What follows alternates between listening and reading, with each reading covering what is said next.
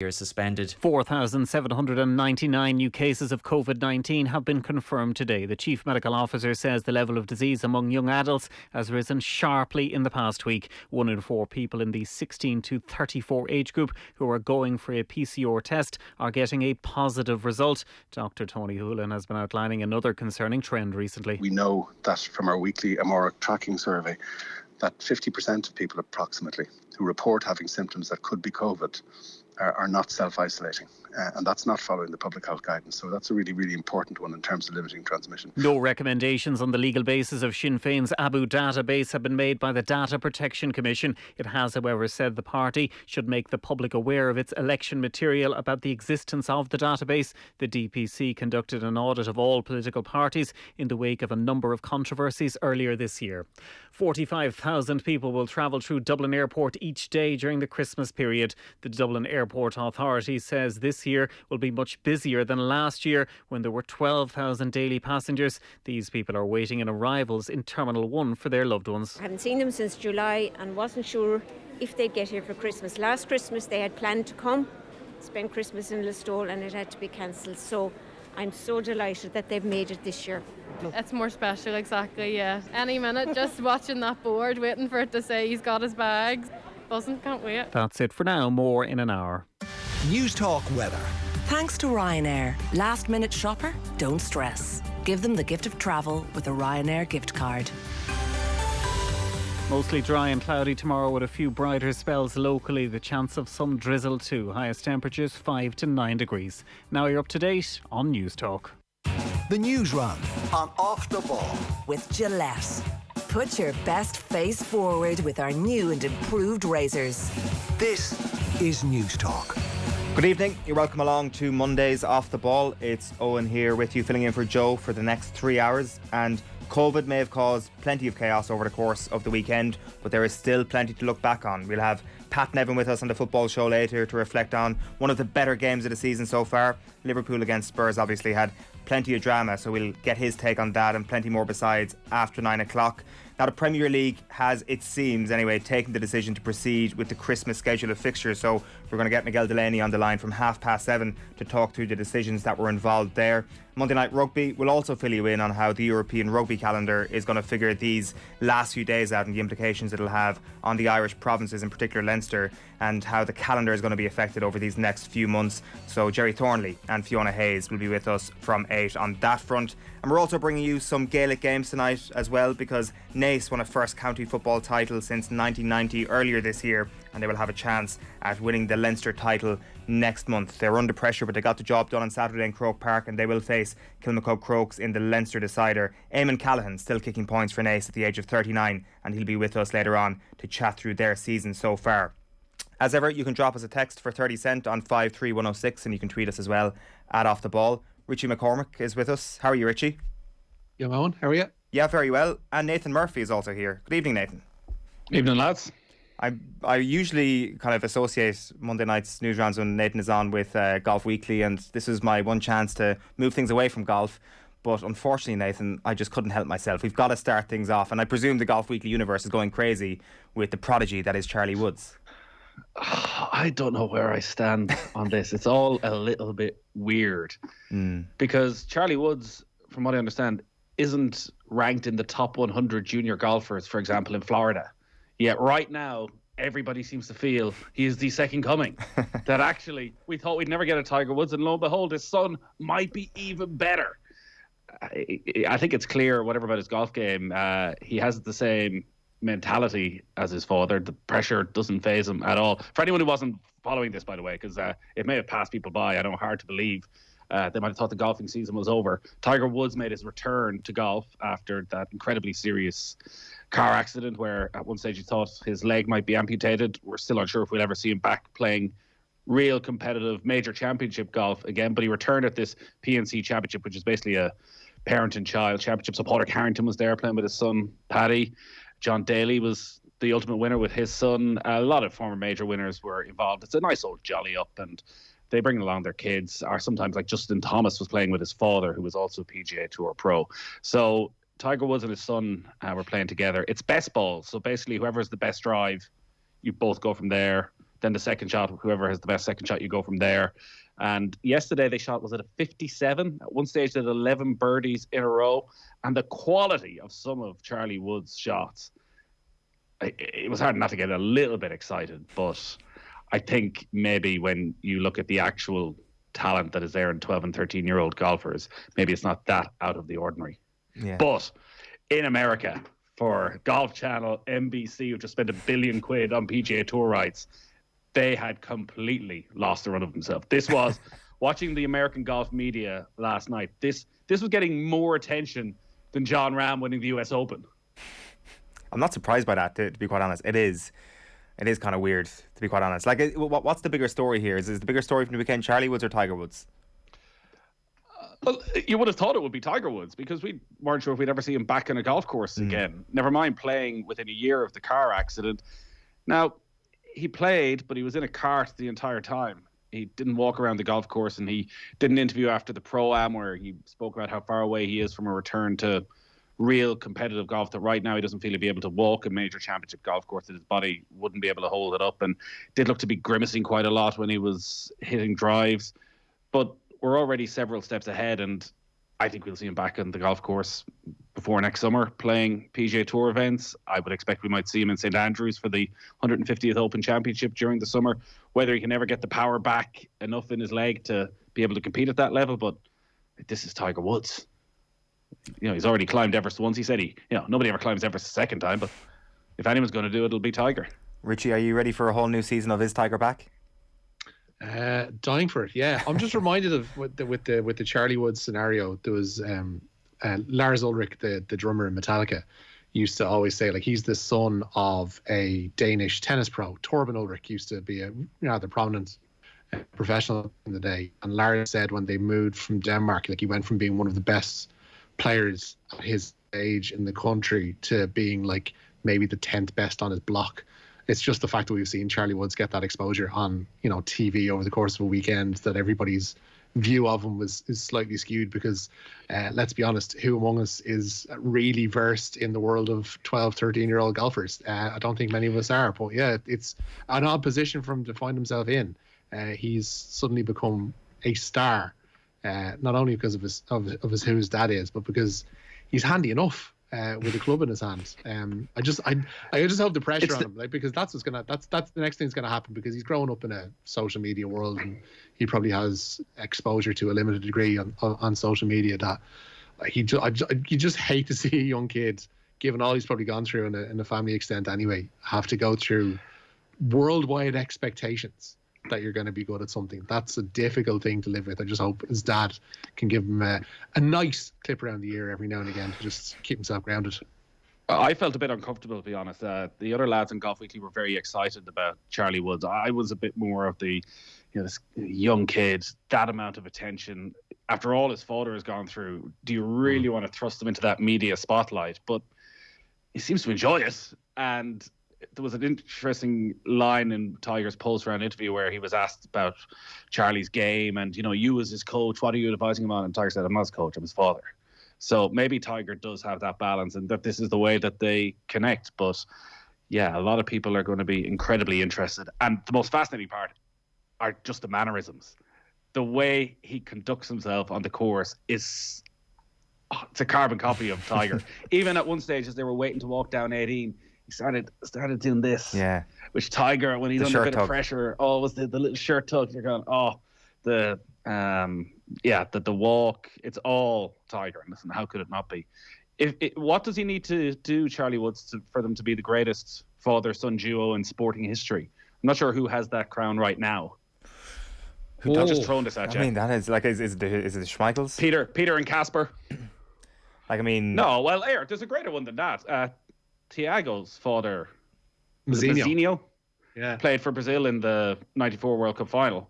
I was in the Brazil squad for the 94 World Cup. And he has Rafinha, his brother, as well, who's also a brilliant footballer. So you'd have to have them ahead of the Schmeichels. So in football, maybe that's the best family link. That is a very good shout. 53106, if you've got any shouts. Go for it. I can't believe you overlooked the Paddens. The Paddens, Mayo. Yeah. Willie Joe and Billy Joe, yeah. I think we should just put them straight at the top. Barney and Dean. Barney and Dean, I think, probably go straight to the top in a GAA context, right? Like it's hard to think beyond it. Obviously, Peter and Dara would beg to differ, but the sheer volume of Dean Rock medals probably outdoes a lot of that immediately. Another one. Just people, I'm sure, are going to text in, but it shouldn't be. If it's not just father and son, and it's father and daughter. Well, Peter Korda was a Grand Slam champion, and his daughter Nelly is the world #1 golfer at the moment, and his other daughter Jessica is also on the American Solheim Cup team. So, and their son is in the top 50 in the world tennis rankings. So that's pretty impressive. That's more family tree type scenario. Yeah, the Walshes would go into that as well, surely, with Ruby and Katie, and then obviously Ted as the Owlad, because they that's a rich lineage already. Got a text in here from Gordon saying 12-year-olds don't know how to boil eggs, let alone decide if they want to be the centre of attention for the world's sports media. I wouldn't be keen on letting a preteen decide for himself that being a media star is a good call from Gordon. I like the way that's the gate. Like, can you boil an egg? All right, now get back there. You're not going to be a world superstar. Come back to me when you know how to boil an egg. You get it up to boiling temperature and then you wait for Lockie has been in touch to say, good to see Tiger gets his son to wear the red shirt. Maybe Nathan could teach his kids to wear the green and red of Mayo, or just the green of Ireland rather than the white of England. Oh, this again. This old chestnut. Wow, he's never going to let that one go, is he? All the hits. He didn't get the England jersey in the end. Even more confusing, one of my kids has asked for both a Liverpool jersey and a Manchester United jersey for Christmas. That's going to become more prevalent, by the way. Was it Joe? Because what he asked for was a Ronaldo jersey and a Salah jersey. Yeah, that's the thing. I think it was Joe mentioned he was at some conference before where he said kids are going to grow up supporting players rather than teams, and they won't have this thing of being weighed down by one outfit. It's just literally they'll like Ronaldo, they'll like Mo Salah, they'll like whomever else, and that's who they'll follow. So yeah, I can definitely see that becoming a more regular thing.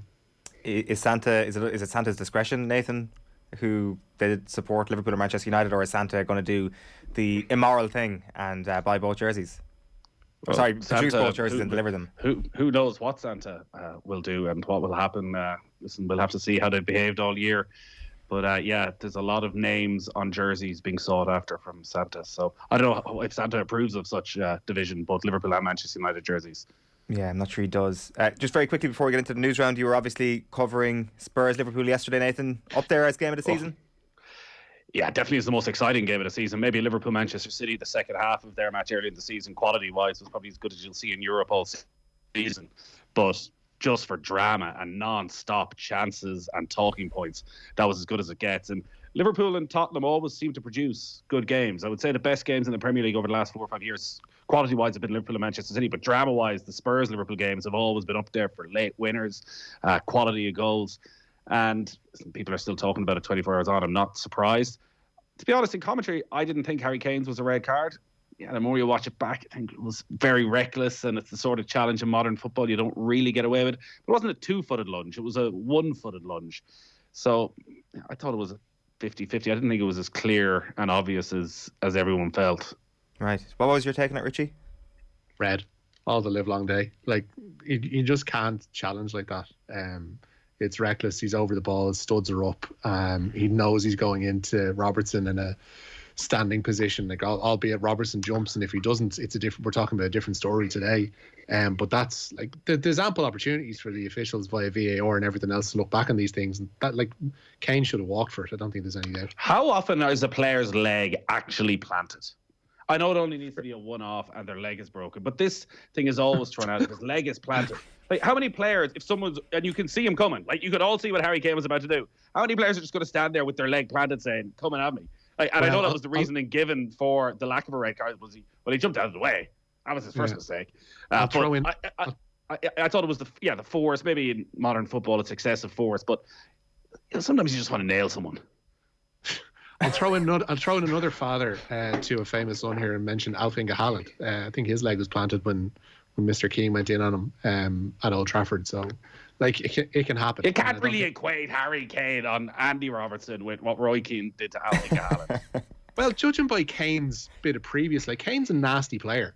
And it gets, like, glossed over a lot. Like, there are those compilations you see online of his little trademark bump into players, which has almost ended up in players with broken collarbones or, God forbid, broken necks in the last while. Like he's fond of using the dark arts to his advantage, and like that was no different yesterday.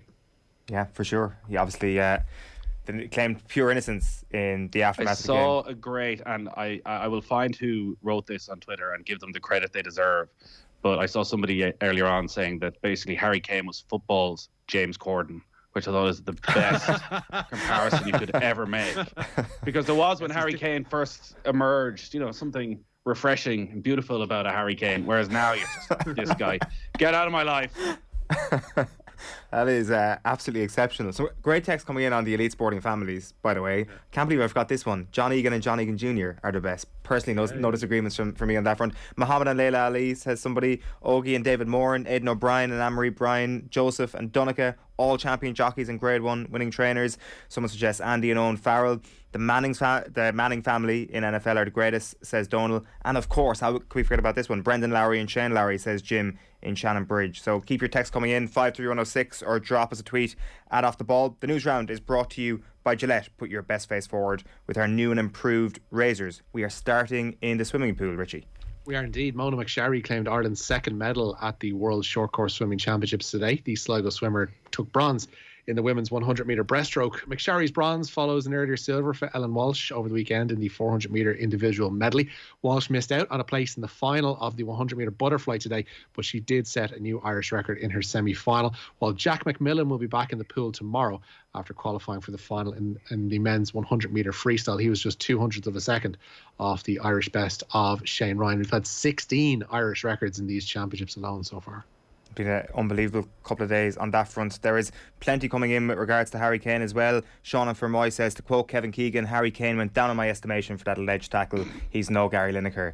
We're going to be getting Pat Nevin's take on that after 9 o'clock on the football show tonight, and we'll also be chatting a little bit with Miguel Delaney on that front. But the main reason we're getting him on is because there is a bit of movement on the Premier League's front with regards to the fixtures and powering on over the next couple of weeks, and also, Richie, revelation around vaccine numbers.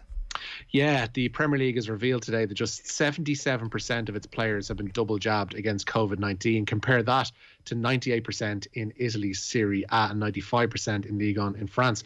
The English top flight has decided to press on with their festive schedule and will not employ a circuit break. The EFL has also opted against a break, but the FA has ditched third and fourth round replays in the FA Cup to alleviate fixture congestion. Only 4 of 10 of the weekend's matches could be played due to COVID-19 infections among squads. And with that in mind, the Premier League's announced in the last half hour as well that in its latest round of testing, 90 players and staff have tested positive for COVID-19. Right, so you can look at the Stephen's Day fixtures, I assume, and presume that you'd be lucky to get the same number as last weekend. It depends on what they do with under-23 squads, because it was interesting to see with Chelsea yesterday that they didn't bring any under-23s up into their bench and they had reduced numbers on their bench. And the reason for that, they will say, is because they're different squads and different squads have different testing levels. You don't want to bring them into contact with people who already have COVID-19, but it's going to be incumbent upon Premier League teams to widen their player pool with what they have at their disposal over the next couple of weeks, particularly before the transfer window, because this is going to impact and the onus is going to be on them, I think, especially with those numbers now made public that only 77% are fully vaccinated, which is like disgracefully low compared to other leagues around Europe. That, tough. You have the players to deal with this. You have the means to deal with this. Get on with it, I think is going to be the message from the Premier League privately over the next couple of weeks. It does seem it's hard to kind of find exactly what's the right stance on just the games progressing, Nathan. Like it does feel that if everybody's healthy and things are safe to go ahead, you should be going ahead. But you'd also say, is there actually a value to a circuit breaker around the league as well? I don't know is the honest answer. Well, I don't know, and I think that's the reason they didn't have a circuit breaker, is that while it might feel like the right time now, if you stop football, how do you restart football, particularly when there's every likelihood that in 10, 12 days' time that the general population numbers are still rising to an extreme level? And how do you say, well, actually, we're okay to continue? So I think it was a very difficult decision, and I think it's understandable that they'll just try and rock on and play as many games as they can. At some stage, maybe it will bring into question the fairness and integrity of the league, that certain teams are playing without players. Liverpool yesterday, a prime example, where they're missing an entire midfield because of COVID. They're missing Virgil van Dijk, whereas Tottenham are coming to the end of their COVID issues. Their matches were postponed and they have almost a first-choice squad back together. Likewise, it seems Chelsea have, I think the point Thomas Tuchel was making, while pretty much everybody was available, that there was a huge stress of Jorginho. They weren't sure if it was going to be a positive or a negative. He'd been around other players in the squad. How do you prepare for a match just not knowing? And that because the players haven't tested positive, you can't pull out of the game. So, listen, there's no right or wrong answer, I think, in terms of postponing games. But I think trying to rock on and to play the games, as many of them as you can, is probably the only thing they can do right now. And in terms of the vaccinations, it seems that sort of percentage of 78% is in line with the population in the UK and that age group in the UK. But as Richie pointed out, compared to other leagues, and like these players all have access to doctors that the general population don't, and their entire livelihood and what they owe the supporters. Like the amount of supporters who were travelling last weekend with the expectation of games happening that were postponed makes it very difficult. But as we know, you can test positive even if you have been triple vaccinated at this stage, so that will rule you out of the matches, albeit it should mean that you don't get too ill. But listen, it's a very, very messy situation, and I think everybody's looking at that Christmas fixture list and going, how many games will we actually get?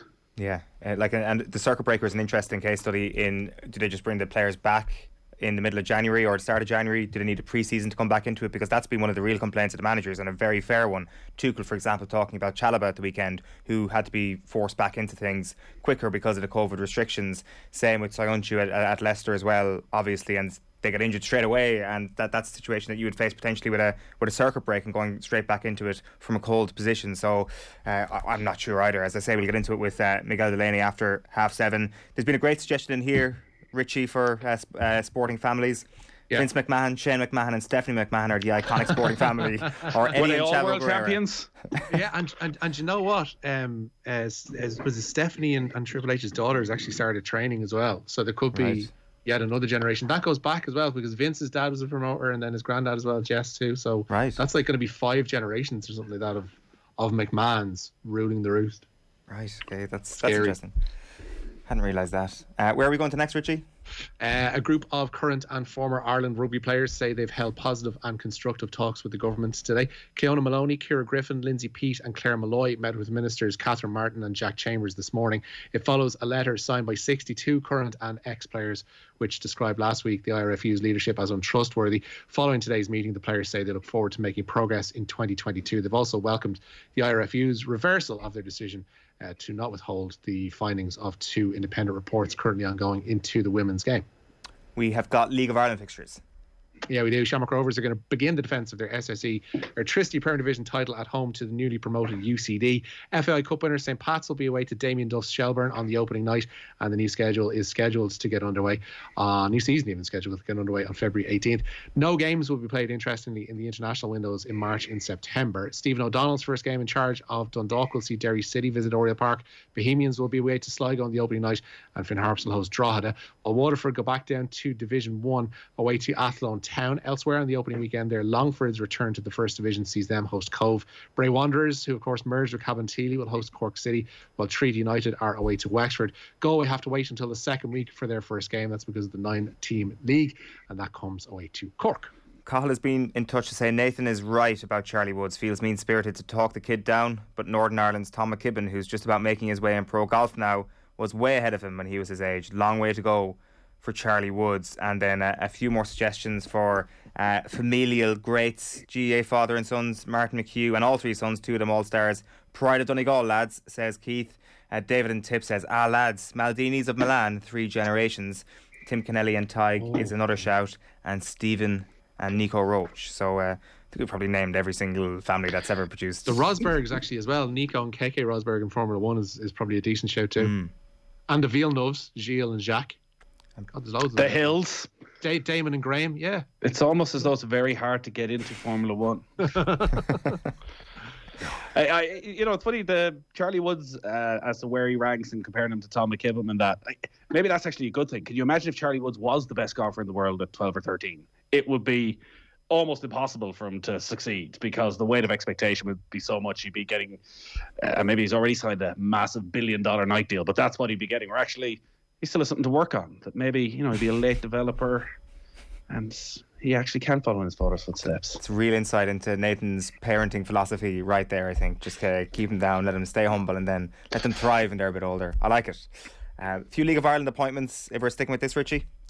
Yeah, John Daly's been installed as assistant manager at St. Pat's, who work alongside Tim Clancy. The former Dundee United and Rangers striker started his coaching career at Hearts before a move most recently to Finnish side Turku. While Bohemians have made their second signing of the week with the addition of fullback Max Murphy to their squad, the former Stoke City left back has spent the past 2 seasons on the books of Shamrock Rovers, and he'll replace Anto Breslin, who's joined St. Pat's. Both signed striker Junior over the weekend. Some amazing news for Tottenham Hotspur fans.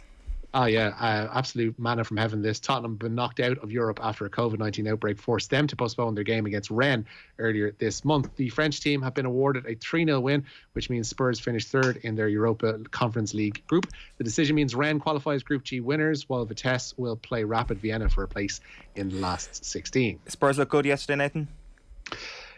Definitely the best they played so far this season. Harry Winks was really strong in midfield. I think the fact that Liverpool were missing their entire first choice midfield meant that Spurs could gain a bit of momentum in that area of the pitch. But they're on a decent run under Antonio Conte. Like, he has improved them. He has made them more solid. Moving to 3 at the back seems to have made them a bit better defensively. The key for Spurs is obviously Harry Kane, and they're not out of the running by any stretch for a top 4 place. And if Harry Kane can have a strong second half of the season and score 12, 13 goals in the second half of the season, maybe then Spurs can go and do something. But yeah, there was a lot to like in Dele Alli coming in. I thought it reminded me of a Maurizio Pochettino Spurs. Even the type of balls they were constantly playing from Sanchez and Dyer over the top for Dele Alli was something that they always did under Maurizio Pochettino when it was Vertonghen and Alderweireld. So yeah, it's just with Spurs, you can't get too excited. Much like Arsenal, you think they're on the verge of something, and there's a little setback, but definitely much improved. I have a shout. I have a shout on sporting families, considering the weekend that was in it, and sports personality of the year, of course. A sporting family, a mother and daughter who have both won sports personality of the year, Princess Anne and Zara Phillips. How's that soup, Nathan? Good? Wow. You've also, that is clearly number 1. I think number 2 has just come in on the text machine. Someone said Jake Paul and Logan Paul as the greatest sports family out there. And who could disagree with that? Although, more serious shout, someone has been in touch to say the best family duo is without a doubt Jackie Power, 3 All-Irelands with the Limerick 1930s team, and Ger Power of the Great Kerry team, 8 All-Irelands. That one is a tough one to top, certainly in an Irish context. We've got loads of great suggestions coming in, so keep them coming in. Tweet us at Off The Ball. The situation rugby wise, Richie, we're going to have Jerry Thornley, by the way, talking about this after 8 o'clock, but they're still trying to pick through the wreckage of even just the last weekend. Yeah, Munster are going to return to South Africa in March to play their postponed United Rugby Championship fixtures. Competition organisers have rearranged those matches with the Bulls in Pretoria before decamping to Johannesburg to play the Lions. Both rounds of fixtures will be played, interestingly enough, on the same weekends as Ireland face England and Scotland in the Six Nations. Other games involving Irish and South African sides due to be played here have been moved to the final weekend of February to give them the best chance of survival. And then the GAA yesterday. Yeah, Kilkenny's Ballyhale Shamrocks through to the All-Ireland Club hurling semi-finals. They secured the Leinster title yesterday with a comprehensive 6-23 to 14-point win over Laois champions Cluck Ballacalla. Derry Schlockneil are also into the last 4 after winning the Ulster Crown with a 114 to 10-point defeat at Ballycran of Down.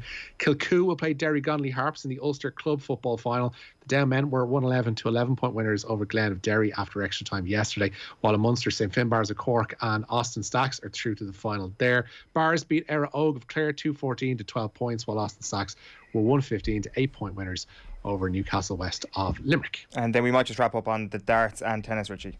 Yeah, 5-time world champion Raymond van Barneveld in first round action tonight at the World Darts Championship. The Dutch veteran plays Laurens Illigan at Alexander Palace, with the winner playing the 2018 world champion Rob Cross. Elsewhere, 3-time semi-finalist James Wade plays Mike Kuyvenhoven of the Netherlands. And Rafa Nadal says he's unsure if he can play at next month's Australian Open. The 20-time Grand Slam winner has tested positive for COVID-19 after making his comeback from injury at an exhibition event in Abu Dhabi this week. Nadal says he'll have to ensure he's returned to full health if he's to compete in Melbourne. Action there getting underway on January 17th. Can I get a personal sporting update? Because I hit peak middle age last night, went to bed at 9:30 after watching the first set of Fallon Sherrock's match. Did she win?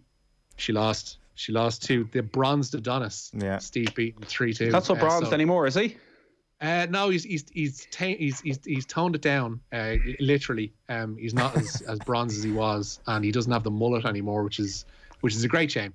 But Sherrick is she's so hot and cold.